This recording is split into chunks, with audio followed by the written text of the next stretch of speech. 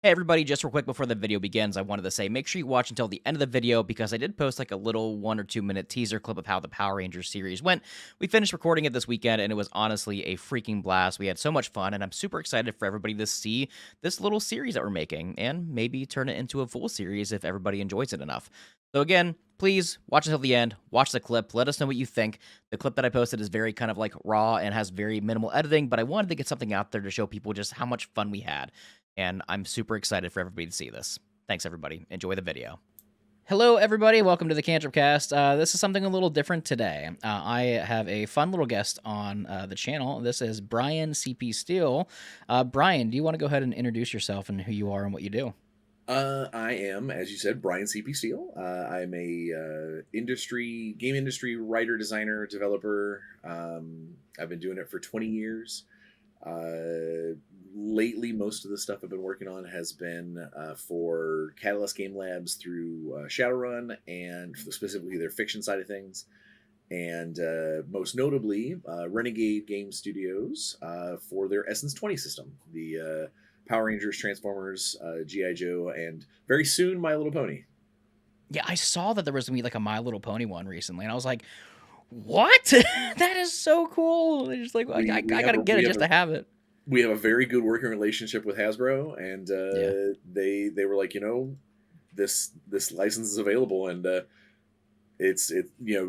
there's been comic crossovers of Megatron goes to Equestria, so why not make it role playing game That'd be capable? so cool. I just want to see like My Little Pony riding on Megatron through space and just fighting aliens. That'd be so cool. But you brought up the Power Rangers RPG, and that's kind of why you're here today, because we have this thing. Hold on. We have this bad boy that we're actually running. Oh, there we go. We're running this on the channel in about a month. The Power Rangers RPG, which I'm super excited about. You might have seen the trailer if you're watching this, the Power Rangers Rebellion little teaser trailer I put together. And we have some. The trailer you put together for that is fantastic. Yeah, I appreciate it because I'm very excited to just throw together, something more like a more mature themed Power Ranger game. Like this is very much in a world where the Machine Empire won, very Lord Draken route, like coinless route inspired. So if you're a Power Rangers fan, then you probably know what we're talking about. If not, then I would just say this: if you're not a fan of the Power Rangers and don't know much about the Power Rangers, you don't need to know much about Power Rangers lore to like enjoy the show. It's still gonna be fun. It's gonna be a Power Ranger show, just like mid 30-year-old Power Rangers, not it's teenagers with attitude. It's adults with depression, I guess you could say. So that's the next season. The next season, adults with depression. So, but that's a little bit of teaser of what the game's going to be about. Bryan, if you'd like to, could you please tell us a little bit about the Essence 20 system for everybody that's listening? Because the Essence 20 system it's relatively newer, right? From my understanding. Absolutely. It's like it's not. Power Rangers was the first, our first endeavor with it. Mm-hmm. When a few years ago, kind of right at the very beginning of the COVID awfulness, Hasbro reached out to Renegade and said, hey, we want you to make a Power Rangers role-playing game.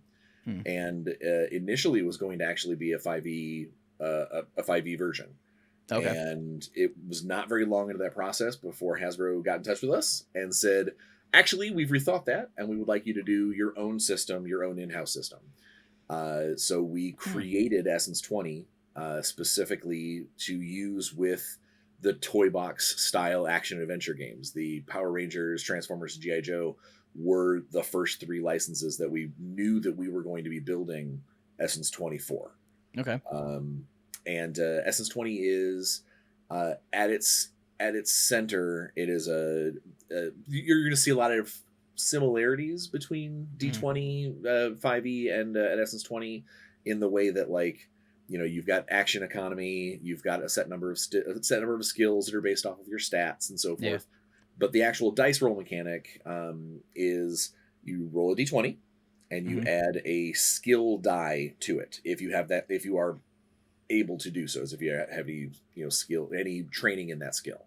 Okay. And the skill die just adds to the result of the d20. If you equal or beat the difficulty set by either the opponent you're going up against or the GM or whatever, then you get a degree of success. If you happen to be super amazing at it, you might be able to get critical successes and things like that. But where things get specific to the Essence 20 system is your dice, your skill dice is a ladder. It is you as soon as you're training something, you get a D2. The next time you train in it, you get a D4, D6, D8, D10, D12. If you have mastered that skill, basically. Yeah. But you can, depending on the circumstance, like if you're aiming with a gun, the GM might say, okay, take an upshift. And an upshift means even though you might be trained at a D4, you're actually rolling a D6. A D6. Okay. And then the next step in skills is if you specialize. So instead of deciding to increase when you level up in things, instead of increasing your skill die type, you say, you know what, I really want to be, instead of just being a D6 at all shooting stuff, I decide I want to be really, really good with a rifle. So I'll stay at my D4, but then I'll take a specialization in rifles. And what that does is that it means when you roll your skill check, you roll your D20 like always, but then you roll all of so if you're at a D4 and you've upshifted with your aim to a D6, you will roll a D6, a D4, and a D2 when you make your skill check. You'll roll the whole ladder where you're at and below if you're specialized. And then you take the highest result of any of the skills, any of the skill numbers. So it doesn't mean you add everything together and suddenly you're specialized and now my totals are 50 and above. It just means but you could get like a 4 on a D6, or no, you could get like a 4, like a I don't know, a D8, but a 6 on a D6, and you're going to take the 6 on the D6 rather than the 4. Exactly. So it gives you a higher chance of getting a higher number. Yeah. I like that. Yeah. Oh, go ahead. Sorry. No, good. Okay. I was going to say, like, obviously we're running this, here soon. We're recording, the episodes and everything else here soon. So I've had to do some, like, my studying of the system, like how it works and like learning how to run it so we could do it. And I did see like a lot of similarities, like you were saying, between like this and like the D20 system of like, okay, yeah, like you said, action economy. There's movement. There's you can do a certain amount of things per turn. You're rolling a D20. It seems very much like instead of adding like a base skill number like you would in like 5e, instead you're adding like a die roll instead, which I kind of like because you get to roll more dice. I'm a fan of that, honestly. And like you never know what you're gonna get. You could be like, I feel like it adds a lot more. A little more flavor and stuff, which is I'm excited to do in a new system. So if you're listening, everybody, again, you don't necessarily need to know the system to enjoy the show. Just know, like, we are rolling dice and adding numbers like you would in most tabletop role-playing games. But it's just done a little differently. But we're excited to try something different. Now, the one thing I did notice with the Power Rangers, and I guess most of the Essence games from my conversations with you and some other people, is the differences in combat on a statistical standpoint. Health and damage is very crucial in these games, and it's yes. I love it. I was like, oh, you start with how many HP? 3? Wait, 3 is a good character. Yeah. It seems like it's very more. You guys have really taken an emphasis from, having like these massive energy, high powerful creatures, to like still having those, but it's the scaling is way different. So like if you take 4 damage from somebody, that's a big deal. That's a big hit. That's a big hit. Yeah. Whereas if you do 4 damage in like 5e, it's like, oh, you poked me with a toothpick. But 4 damage is like, oh, I'm dead. This isn't. Oh no. Well, the biggest thing that we wanted to focus on is that because all of these licenses this game was being built for are, effectively, although adults love them, as you can see, they are very action cartoon. After the commercial break, everybody has stood back up. It's very rarely do you see a long drawn out. Where somebody gets shot 70 times. More often than not, something gets hit, there's a fiery explosion, and then you see the little, guy in the parachute flying down.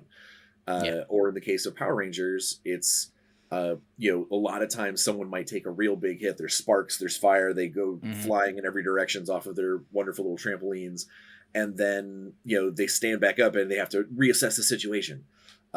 We wanted to reflect that in that no one should just stand there and be like, I don't care if you hit me.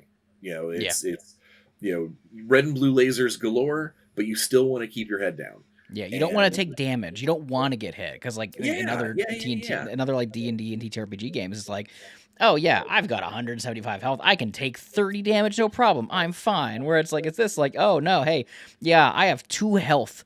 Yeah, I could trip and I could have a bad day. I could snap my neck off of a rock, and then they could, like, And especially when you take into consideration that critical hits in this game are based off of the die rolls. yeah, And what criticals can do is they add those degrees of success, which means, yeah, you might be a 3 health, kind of tougher guy at the mm-hmm. game's start, and you look at the threat block, which is what we call our monsters.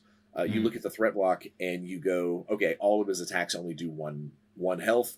I can go at least for 2 rounds with this guy, 3 rounds, no problem. And suddenly his dice come up with that crit. That modifier of just 1 health to 2 is huge. Big deal. It's a big deal when that's you went from it's a 33% in that instance where you've popped up that high just because one die happened to shift to the right number. So we really, really wanted to focus on the fact that the game is cinematic in style. That's what I was going to say. Also, like it feels like it allows combat to be way more cinematic doing it. Exactly. Well, you mentioned the how in D&D there's a lot of static modifiers. I get +5 to this roll. I get +3 to this roll. And we wanted to do the dice shifting thing because it allows for the GM to it's as a DM for Dungeons and Dragons. If I look at somebody and go, okay, take +5, that's a pretty big swing. But +1 seems almost kind of. Yeah, why would you even bother giving why am I giving you a +1 to this? Who cares? It's a pity bonus. Yeah. If with the dice shifting as a GM, I'm still letting fate decide. I'm letting the dice decide, but I'm giving you a chance opportunity. To do better. Yeah, and so as a GM, I feel better giving people those upshifts and downshifts. Because it's not a foregone conclusion. Just like in D&D, I would never want to look at somebody and say, okay, yeah, take a -5 to hit.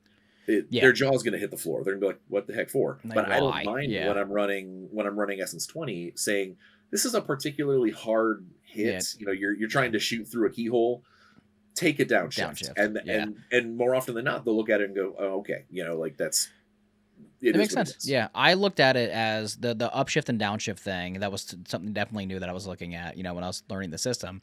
It feels like to me that is like kind of the equivalent of like the advantage and disadvantage system of D&D, but done. I like it better. I like how you guys did it better because it's did you notice we actually have our own disadvantage and advantage as well? We have the edge. Was there? I'm not sure. Oh, okay. So anything that gives you edge gives you 2d20 and you take the higher.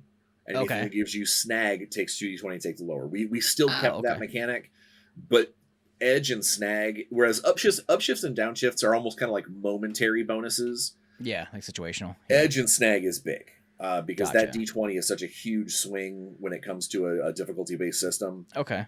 Yeah, like it's got to be like I'm buried up to my waist in quicksand. Like it's or I'm long range with a rifle. Like it's something.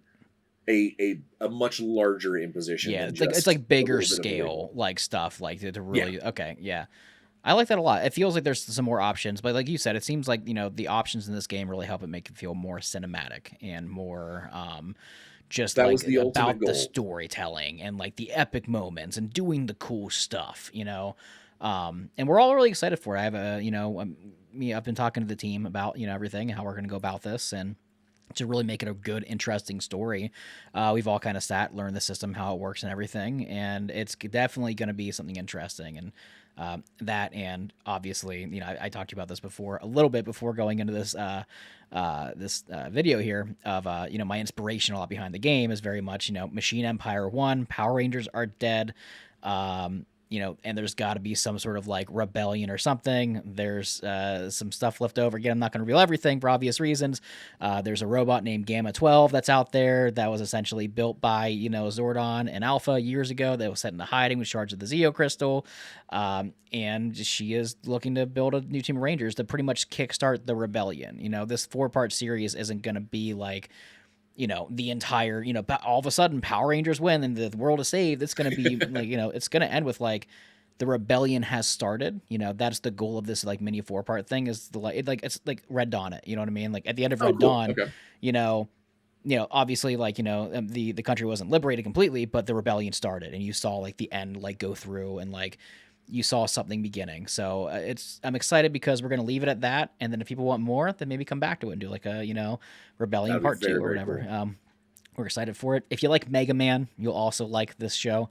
I'm taking a lot of Mega Man influences. I showed Bryan some of the artwork that's being done of the Rangers, and it's very, very Power Ranger meets Mega Man, and I'm excited to start sharing that with everybody here soon too. So It's a very cool mashup. I really dig it, and I will be, to the best of my ability, following the show. yeah, I'm very excited. Did you have any questions for me, or do you have any questions about the show, or anything you wanted to bring up or talk about, or anything? I did want to Yeah. know, and obviously, if it's a state secret, you can hold this back. Okay. How are you going to handle Zords with? So I will say this: the first episode starts off immediately with a Zord, like Okay. kind of a cinematic sequence, and that's all I'm Okay. going to leave it at, like that. No problem. And obviously, in Power Rangers fashion, there's going to be a Zord fight. It's going to happen.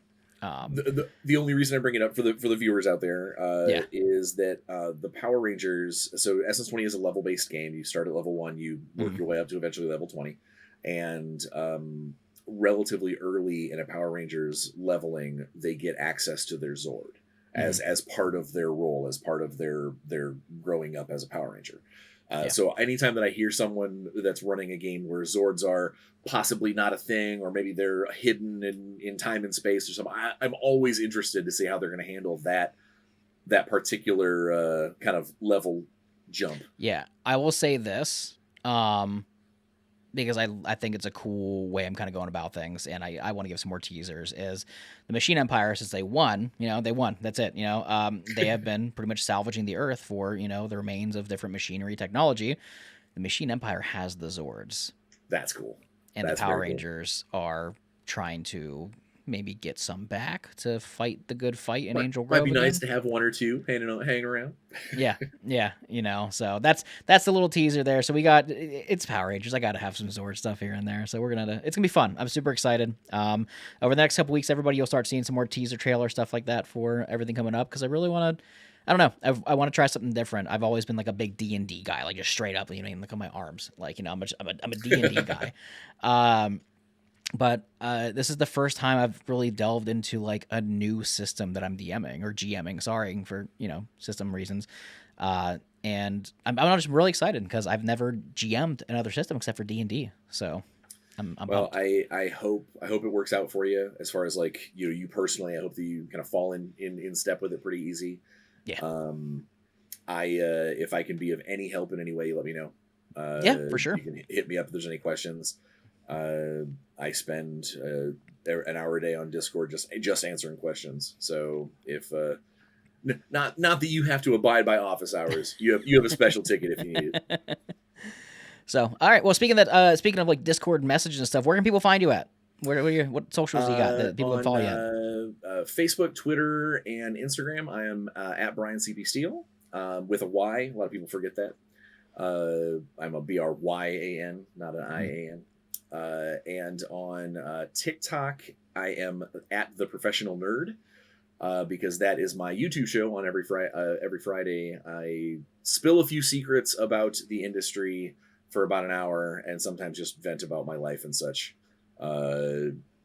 Just gives me a listening post, so to speak. And that show is Tales from a Professional Nerd. So, but that's where you can find me pretty much. I live in the studio that you see.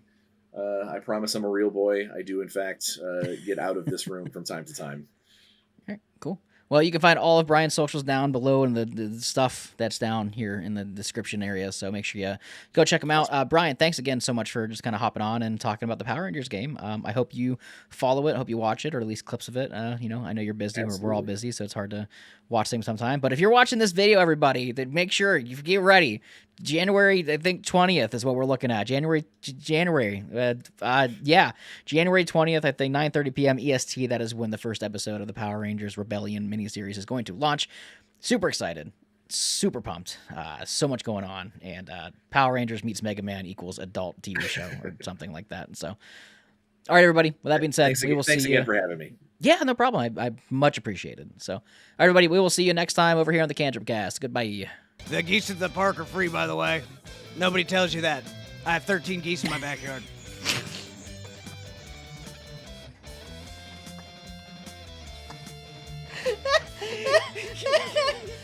The government won't come take them from you, I promise.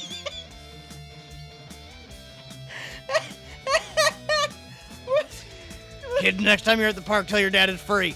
Oh my god. Grab me a goose. Do the roar. Anyway, where the fuck was this episode going? He said the ducks in the park are free. I'm a cricket ranger, motherfucker. Let's go. Grab me a goose. I'm changing my fucking Zord to a fucking goose. I have 13 geese in my backyard. I'm the Canadian Ranger. Buckle up, bitch. I'm clipping that. I'm going to post that today or something. Oh, that's a teaser YouTube video for the entire thing. This is how Power Rangers win, everybody.